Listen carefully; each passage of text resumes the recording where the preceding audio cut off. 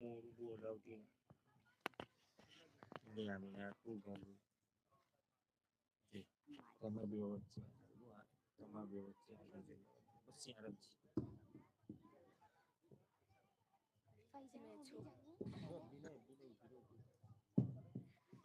अस्सलामु अलैकुम वरहमतुल्लाहि वबरकातुह नहमदुहु व नुसल्ली अला रसूलिहिल करीम अम्मा बाद माननीय એવા આજના આપણા ખુશૂસી મહેમાન ઉલમાએ કિરામ તથા મારા વહાલા વડીલો અને પડદામાં બેઠેલી મારી માઓ અને બહેનો આજે આપણે જાણીશું ગુનાહ એટલે કે અલ્લાહની નાફરમાની વિશે કે નાના ગુનાહ અને મોટા ગુનાહોમાં શું ફરક છે તોબાના ભરોસે ગુનાહ કરવા એ કેટલી મોટી મૂર્ખતા છે અલ્લાહની રહમતના ભરોસે તોબા ન કરવી એ કેટલી મોટી ભૂલ છે વગેરે વગેરે માટે આપ સૌ શાંતિથી સાંભળશો અને અમલ કરવાની નિયતથી સાંભળશો कुरान शरीफમાં એક આયત છે ઇસ્તલકૌનહુ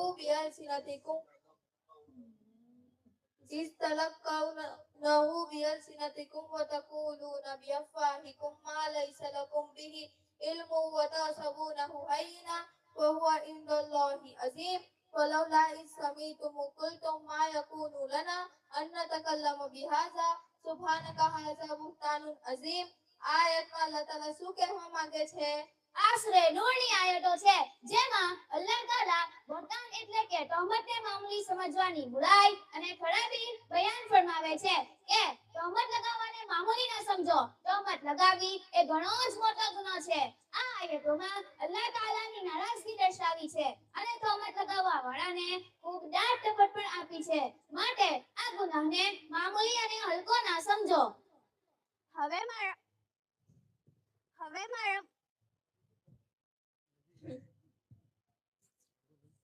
હાથ નીચે એ સ્વિચ પર હાથ ના રાખી હવે મારા મનમાં એ સવાલ પેદા થાય છે કે શું આજ ગુનાહને મામૂલી અને હલકો ના સમજવો જોઈએ કે પ્રત્યેક ગુનાહને બિલકુલ દરેકના મનમાં આ સવાલ પેદા થવો જોઈએ હવે એનો જવાબ એ છે કે જ્યારે આપણે કુરાન શરીફ અને હદીસમાં મનન કરીએ છીએ તો જણાય છે કે તેમાં કોઈ ખાસ ગુનાહની વિશેષતા નથી બલ્કે પ્રત્યેક ગુનાહને હલકો અને નાનો ન સમજવો જોઈએ રહી આશંકા કે અમુક ગુનાહ નાના પડતો છે તો તે નાના હોવાનો અર્થ આ નથી કે તે સ્વયં પોતે નાના છે બલકે બીજા ગુનાહોના મુકાબલામાં તો નાના જ છે નહીંતર મૂળમાં તો સર્વે ગુનાહ મોટા જ છે કોઈ પણ ગુનાહને હલકો અને નાનો ના સમજવો જોઈએ કારણ કે ગુનાહ નામ છે અલ્લાહ તાલાની નાફરમાનીનું અને જાહેર છે કે અલ્લાહ તાલાની નાફરમાની ગમે તે પ્રકારની હોય એ નાફરમાની જ કહેવાય જે ઘણી જ ખરાબ છે માશાઅલ્લાહ આમીનાએ ઘણી સરળતાથી સમજાવ્યું જે આપણી દરેકની સમજમાં આવી ગયું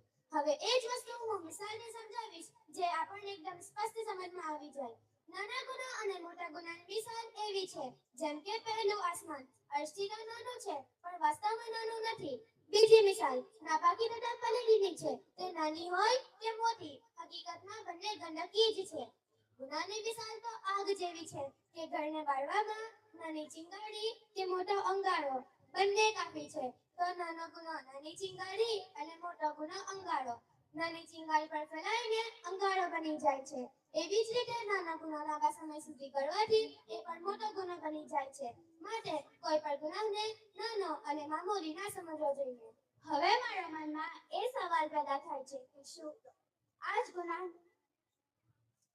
માશાઅલ્લાહ નાના ગુનાહ અને મોટા ગુનાહોના વિશે બહુ સારી રીતે સમજમાં આવી ગયું અલ્લાહ તાલા આ બંનેને સજાએ ખેર અતા ફરમાય આમીન અમુક લોકો તોબાના ભરોસે ગુનાહો કરતા રહે છે એવા લોકો માટે તમે શું કહેશો જી બિલકુલ એટલાક લોકો હા બિલકુલ તોબાના ભરોસે નહીં ગુનાહો કરવા એ મોટી ભૂલ છે કારણ કે જ્યારે તોબાની આદત પડી જાય છે ત્યારે તોબો પણ મુશ્કેલ થઈ જાય છે કારણ કે તેની લજ્જત દિલમાં રચી બચી જાય છે અને જ્યારે નાના ગુનાહોથી પરહેજ નથી કરવામાં આવતી ત્યારે તબિયત નીરસ બની જાય છે જેથી ધીરે ધીરે મોટા ગુનાહ પણ થવા લાગે છે જેથી તોબા કરવી મુશ્કેલ થઈ જાય છે માશાઅલ્લાહ હવે આપણે આને મિસાલથી સમજીએ કે વરસાદમાં આપણે સાફ કપડાને કીચડ વગેરેથી બચાવીએ છીએ પરંતુ જ્યારે વધારે છંટાઈ જાય છે તો પછી બચાવવા છોડી દઈએ છીએ કરવા છોડી દેવાથી તે બિલકુલ ખરાબ થઈ જાય છે. એ જ મામલો ગુનાહનો છે કે ગુનાહની આદત થઈ જવાથી નોબત ત્યાં સુધી પહોંચે છે કે તેની બુરાઈ દિલમાંથી નીકળી જાય છે અને તેને સારો સમજવા લાગે છે. તેથી તોબા મુશ્કેલ થઈ જાય છે. માટે તોબાના ભરોસે ગુનાહ કરવા એ ઘણી જ મોટી મૂર્ખાઈ છે. બિલકુલ એ લોકોની મિસાલ તો એમ થઈ કે કોઈની પાસે મરહમ એટલે કે મલમ તો હોય, તેના ભરોસે એ પોતાની આંગળીઓ આગમાં બાળી લેતા હોય તો શું એ માણસ પૂરો મૂર્ખ નથી? શું કોઈ સમજદાર માણસે કદી આવું કર્યું છે? જ્યારે દુનિયાની આગમાં જલાવી લેવાની હિંમત નથી થતી તો દોઝખની આગ તો આ આગથી 70 ગણી વધુ તેજ છે, તો તેની હિંમત શી રીતે કરાય? માટે તોબાના ભરોસે રહી ગુનાહો ન કરવા જોઈએ.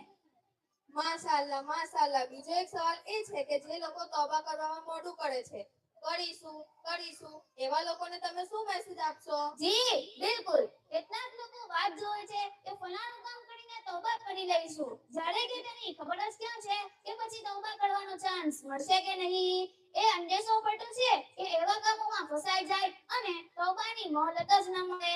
અને મોતની કોઈ ડેટ પણ ફિક્સ નથી. અચાનક મોત આવી જાય અને તોબા વગર આ દુનિયાથી રૂખસત થઈ જાય. માટે તોબા કરવામાં મોડું ન કરવું જોઈએ. જ્યારે પણ કોઈ ગુનાહ અથવા નાફરમાની થઈ જાય ત્યારે તરત જ તોબા કરી લેવી જોઈએ. જી બિલકુલ, તરત જ તોબા કરી લેવી જોઈએ. છેલ્લો એક સવાલ એ છે કે અમુક લોકો વિચારે છે કે અલ્લાહ તાલા ગફુરુર રહીમ છે, માફ કરી દેશે. અલ્લાહ તાલાની રહમત અને મગફિરત પર ભરોસો કરીને ગુનાહો કરતા રહે છે. એવા લોકોને તમે શું મેસેજ આપશો? હા બિલકુલ. જુઓ, અલ્લાહ તાલાની રહમત અને માફીની ખબર એટલા માટે આપી છે કે તોબા કરનારને નિરાશા ન થાય. એટલા માટે નથી આપી કે દિલાઈ થઈને ઓર ગુનાહો કરો. અને અલ્લાહ તાલાના એહસાન, ઉપકાર તથા રહમતની ખબરો સાંભળીને તો ઓર વધારે તાબેદારી તથા મુહબ્બત કરવી જોઈએ, ન કે નાફરમાની. જેમ કે દુનિયામાં કોઈ કોઈની સાથે એહસાન કરે છે તો તે ઓર વધારે મુહબ્બત તથા તાબેદારી કરે છે, ન કે નાફરમાની. અને આજે આપણે દુનિયામાં જોઈ રહ્યા છીએ નવી નવી મુસીબતો તથા બીમારીઓ ફેલાઈ રહી છે. એ ગુનાહોની બદૌલત જ ફેલાઈ રહી છે. અને ગુનાહોથી મુસીબતોનું આવવું ખુદ કુરઆન શરીફથી સાબિત છે કે તમને જે કઈ મુસીબત પહોંચે છે તે તમારા જ કરેલા કામોથી પહોંચે છે. હા એકદમ સાચી વાત. એક બુઝુર્ગ ઘોડા પર સવાર હતા. ઘોડો તોફાન કરવા લાગ્યો તો કહેવા લાગ્યા કે આજે મારાથી કોઈ ગુનાહ થઈ ગયો છે, તેથી આ ઘોડો તોફાન કરે છે. અને કહ્યું નહીં માનતો. પછી તોબા કરી લીધી તો ઘોડો સીધો થઈ ગયો. હકીકત એ છે કે જે માણસ અલ્લાહ તાલાથી નથી ડરતા તો તેનાથી કોઈ નથી ડરતું, અને જે કોઈ અલ્લાહ તાલાથી ડરે છે તો તેનાથી જિન્નાત તથા ઇન્સાન પ્રત્યેક વસ્તુ ડરે છે.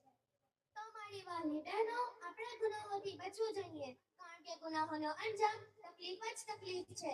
અને કોઈ પણ ગુનાહને હલકો અને મામૂલી ના સમજવો જોઈએ. ગુનાહોને મામૂલી સમજવું આપણા માટે ખતરનાક છે.